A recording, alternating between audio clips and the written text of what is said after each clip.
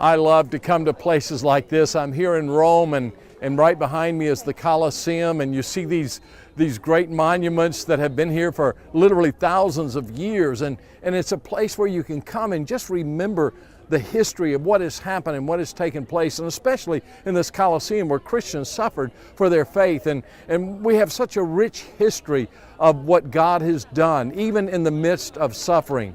And so it's important for us to remember. I remember when I first became a Christian, I had a friend who he was so excited about Jesus, and then he would fall and mess up, and he would just think, no, everything's a mess now. And he would forget what God had done. He'd forget the good things that God had done. And so we need to remember, it's important. In the book of Joshua in chapter 4, God told Joshua to take some stones and to place some stones in a certain position so that they would remember what God had done. God had worked a tremendous miracle. God had got them across the river Jordan, and because they went across that river, they were able to see God work great miracles, and it was a tremendous work of the Spirit of God.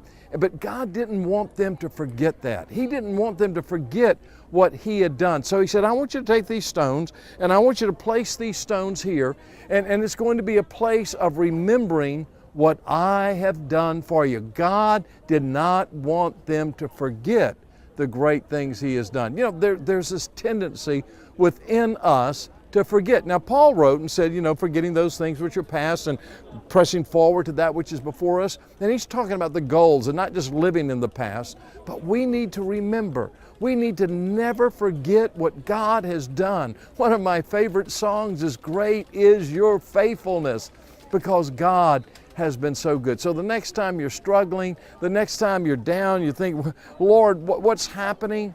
Just remember what God has done.